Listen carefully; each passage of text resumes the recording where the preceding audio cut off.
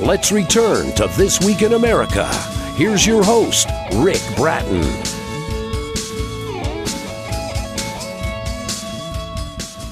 Welcome back, everybody. Coast to Coast, This Week in America. Mary Jane's Community by Clyde Edmond Fisher is an historical novel based on a true story. There are no erotic scenes or profanity, just a lovely story that's appropriate for all ages. Mary J. is a hardworking woman with one goal in life, that's to open a store in her hometown. She's a strong and determined woman who faces many obstacles along the way. Although Mary J. has a charitable heart, she loves to fuss when things don't go her way. Clyde Edmond Fisher, the author, is an author, public speaker, evangelist. Growing up, he learned at an early age to play a role in his community. He attended college, received a Bachelor of Science in Business Administration, worked with several major corporations in key executive positions. Clyde also received a BA degree and a master's degree. He works with groups of multicultural communities, and Clyde Edmond Fisher, author of Mary J's Community, is our guest on This Week in America. Clyde, welcome to the program, sir. It's great to have you with us. Well, Rick, thank you very much. I've been so excited to be on your show. I heard so much about it throughout the Midwest, so I told everybody, so everybody knows about you now. Well, hopefully they're listening, and good things, and I appreciate that. And I've been looking forward to talking about this because this book is just receiving excellent reviews based, as I said, on a true story. Give us just a little bit of the storyline. I didn't want to give away too much because you wrote a book for people to buy the book and enjoy the story themselves, and they can enjoy it better reading your words than having me talk about it. A little bit of background on the storyline. Well, Mary J. is a individual that grew up during the Great Depression era, and at 11 years old, she had this unique passionate desire to be a store owner because her sister had owned the store and her mother used to take her there. And that became her dream. She became consumed with it, and she had this independent kind of nature about herself, and she wanted to be independent in what she was doing. And she had two choices. She said, either I can go to work in the store, or I can end up in the field somewhere. So she chose the store, and everything about her life was centered around that. And even though she went through many tragedies, she held on to her dream. And I think that's what's important in the story. She had a dream, and she didn't let anyone deter her from reaching it. And she was consumed with it by the time she was 11, and she stuck with it throughout her childhood and teenage years. It's amazing at such an early age where she sort of had her mission in life and detours along the way, but she made it back to the main highway and was very successful at that. The book is Mary Jane's Community, Clyde Edmond Fisher, our guest on the program. Book at Amazon. You go to our website, get all the information there as well. Talk about the historical setting for your book, and then we'll talk about the challenges of going back and writing the book based on that period. With you've done a remarkable research in putting this together. What's the historical setting for Mary Jane's Community? Well, the book was took place during the Great Depression years and during the 1930s, and it also goes into World War II.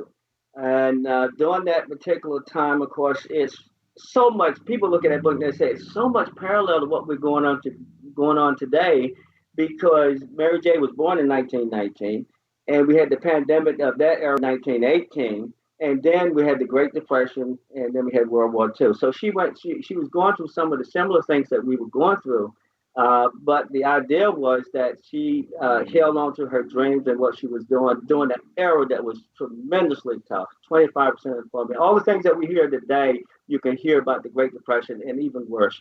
So it was tough times, and many times people need to have dreams and things to hold on to get through times like that. So the setting here was, of course, during the Great Depression era, and she kind of lived out her dream during World War II, which is the next decade when she became an adult.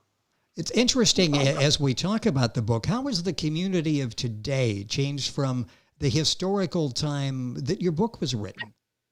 Well, of course, there's been a cultural context change, and it's been all in the area of the cultural area of where we live in today versus then. Yes. I often tell people as I travel throughout the state, sometimes various places, especially among the college campus, they always ask me, say, what was it like living during that day and during the Great Depression? Was any religion involved? And I often would tell them that during that particular period of time, if a farmer needed rain, he would pray for us because most of the children at that time was raised in some type of religious culture.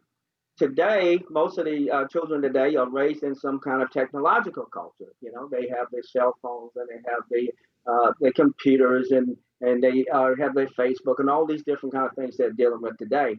And if the same farmer needed rain today, he most likely would Google for it. So we see the transition between moving from a religious culture to a technological culture, and it seems like one thing just kind of replaces the other.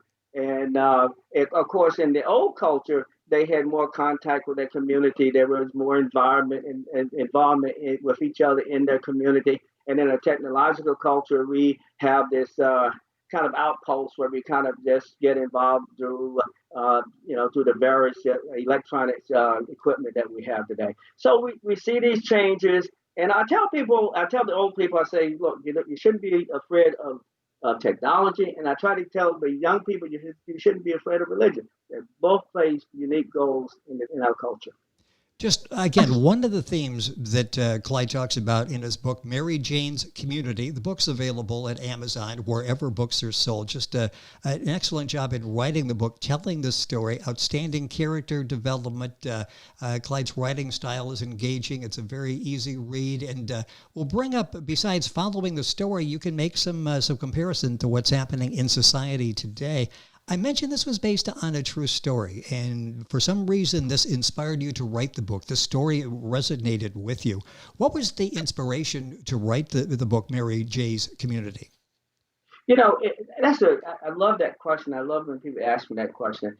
I was fortunate that my parents were entrepreneurial, and we grew up into a town wherein the business community flourished. I mean, we had beaches, we had cafes, we had nightclubs, and we had the grocery stores, and then we had religious centers, and all these things kind of connected, and it kept the people in the town connected. And then after many years after I went away and I came back to the same town, it was all gone. The stores was gone, the nightclubs were gone, the beach owners are gone, and these were people that we met all the time. I mean, I knew they came in and out of my family house. We know the people that own the beach. We know the people that own the store. And that was very personal to me because it was such a socializable community where we came together and did things. And to see it all drift away. And I often say that sometimes some of the major retailers may come in because there was gaps that was left there, and there was holes that left there that needed to be filled.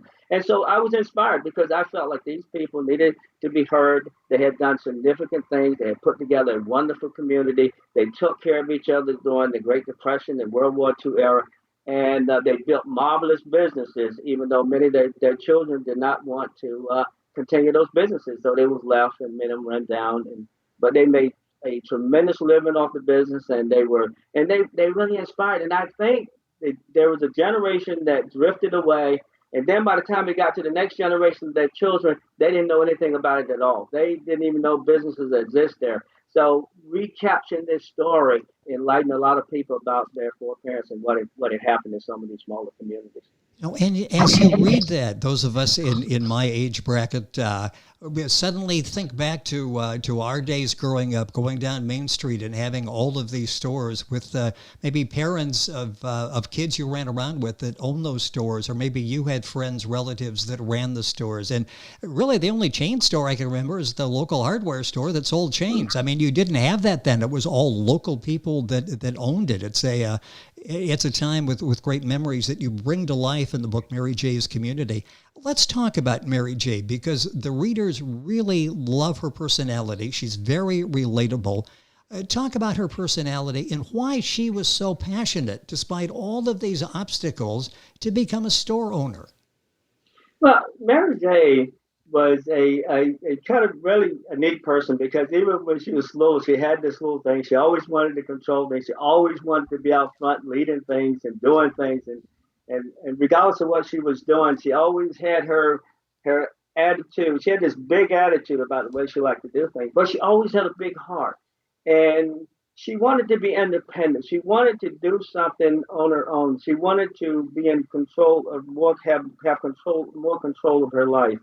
And when she found out about, when she discovered the opportunity of having a store, she made her father, she made her mother, she made everybody around her, commit to her that she wanted to have a store. And they said, and the father said, laughing, okay, when I get big, he was a carpenter, I'm going to build you a store. And the mother said, I'm going to work in it. And, some things happened to them by the way, but she held on to those dreams. And when she went on to even meet her husband, when she got married, the first thing she told him, guess what? I want a store, and this is my passion in life, and that's where I'm at. And it's funny because even though she didn't have the resources necessary, she didn't necessarily have the money, but she kept that dream in her format. And it helps me so much in my life. I think that the dream guided her, and people knew what she wanted to do. And I often tell young people, I say you can get help and you can get support with various people, but if nobody knows what you want to do, how are they going to help you? And so that's one of the things I admire about Mary J. She was passionate, and she was focused, and she easily told people where she wanted to go. The book is Mary J's Community. The author is Clyde Edmond Fisher. The book available at Amazon, the usual places. You can link on by going to our website, thisweekinamerica.us, and get the information there. As you were reading about Mary J and the community, that really could be a role model for today, couldn't it, when you're thinking about back then? And so often we put this in an either or situation. Well, those times are gone. There's not much we can do. It's just a memory. It doesn't really have to be, does it? There are examples from her life that would apply in our situations today. Yeah, I think that's so true. I think we live in a world now where our communities are crying out for coming together, being able to socialize together, being able to have leaders that care and mix with that community. One of the unique things about during Mary J time is that the business leaders lived in the community. So therefore, the profit was spread it out to the community. So he might have had the most money in town, the biggest house, but everybody dated his house, and the kids traveled there, and nobody really felt poor because everything was kind of spread around.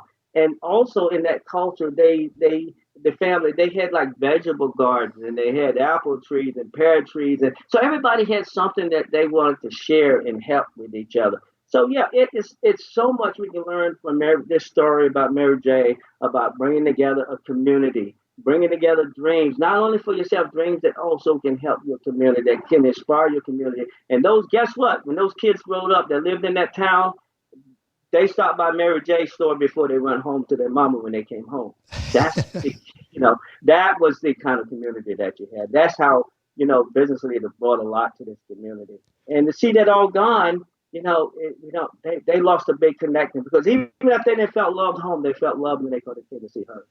But she always inspired them as well. Well, in the story, so many tools that the people of Mary J's community use to support each other. Talk about some of those, because again, those can be implemented today. Right. And I go back and I say over again, is that the tools were, look at the thing, people had businesses, but they used those businesses as tools. They used their gardens as tools. They used the things that they didn't have a lot of money, but they had a lot of things to share. If they went down and went fishing to one of the local creeks, they came back and they shared those things. They found it up on those things. So they utilized their religious resources, their churches. All these things came together in a unique community, and they utilized a lot of things that seem somewhat invisible to us today, but they were very helpful and grateful and things like that. And they shared things that they had available to do. So I just think the community itself was used as a tool. The businesses, their resources. They didn't always have the greatest. They didn't really need a lot of political things happening all the time, because so many people acted in their community and they took care of their community. Everybody knew each other. So it's Christmas time.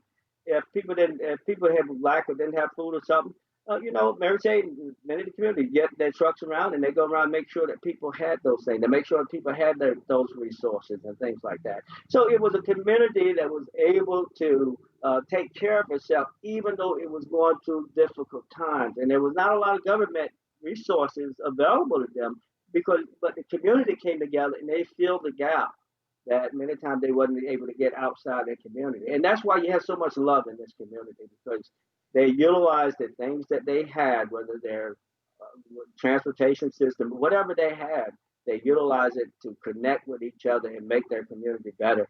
And you can always get a unique smile with people down the street. Well, and that's why the word in the title, community, is so important. That sums it up because it was a community. Mary Jane's community. Clyde Edmond Fisher, our guest on the program.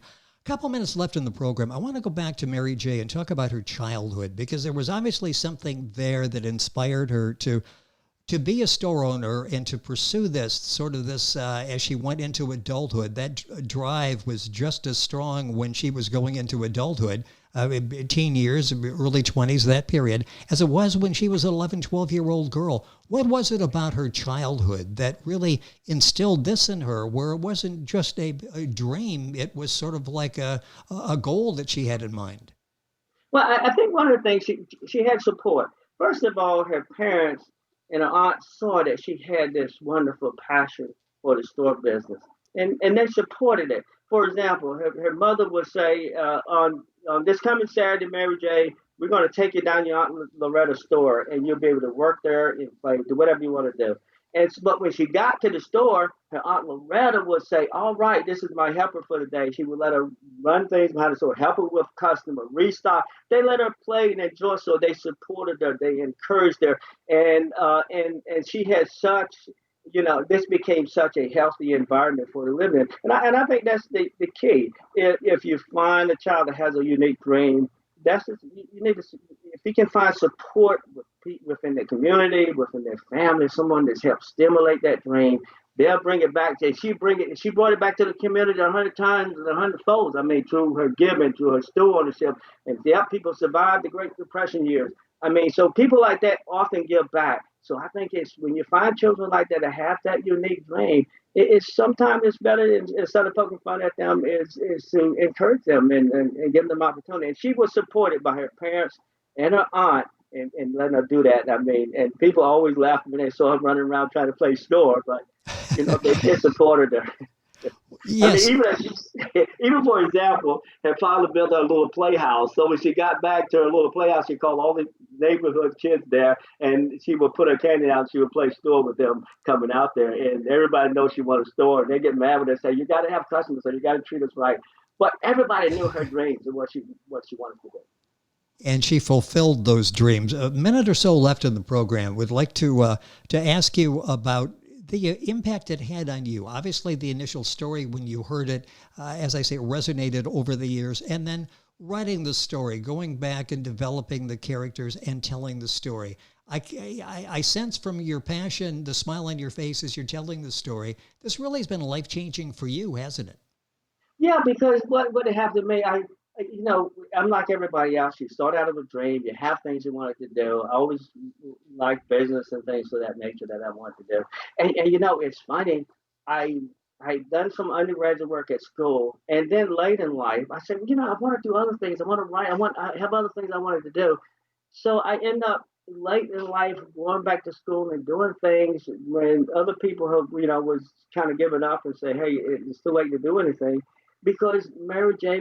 convinced me in my mind that when you have a dream, you cannot worry about what other people think of that dream. You need to be focused on the dream that you have. If you focus on it, then other people would help you. And look at me now. We're back at my dream, but now I'm on the radio show talking to you. I'm reading a book. I'm doing things. Why? Because that dream didn't die. I'm still following in that dream. And every time I read her story, I'm inspired to keep on inspiring that dream. And I don't think that anybody around me can stop me from reaching that dream, because as Mary J. did, she just passionately went out and did it. She didn't worry about what somebody else think or said. She just went and followed her dream. Well, I would not be the one to say, Clyde, I don't think you can do that, because I think you can do that. And I certainly would not try to be a roadblock in there. You've done it with this story. You know the power of community because you work in multicultural communities, as I mentioned in the beginning. That's why this, one of the reasons this book is so powerful. It's entertaining. It's a charming book. It's a story, a historical coming-of-age novel based on a true story, as we talked about. The book is Mary J's Community. The author is Clyde Edmond Fisher. You'll find the book at Amazon, the usual places. If you go to our website, thisweekinamerica.us, you can link on there directly and get all of the information. Clyde, it's been a pleasure having you on the program. Hopefully we can do this again. So much more to talk about. Thank you for sharing the story with us on the program. And Rick, I really appreciate you taking the time. I really enjoyed your show. You've been so warm and kind. I just love talking to you. Well, and right back in your direction. I love having you on. So much to talk about, and so many memories come to mind as you're talking about the communities and the small towns with all of the, again, your friends, your neighbors that are the merchants in those stores. And it was a time that hopefully we can recapture some of that here. At least the attitude, the atmosphere of those great times. It's a fascinating read. You'll enjoy it. And it's for everybody. Mary Jane's Community, Clyde Edmond Fisher. Information on our website, thisweekinamerica.us. We're back on today's program right after these messages. This Week in America is online. You can visit our website, thisweekinamerica.us. Scott Pinkerton, Associate Producer of This Week in America. Jay Anderson, Segment Producer. Ben Watson, Webmaster. Otto Bechet, Director of Engineering and TV Production. This Week in America produced and is a trademark of Blue Funk Broadcasting, LLC. For information on all of our guests and to listen to this week's show, our website again at thisweekinamerica.us. And I'm Sean Bratton, Executive Producer of This Week in America.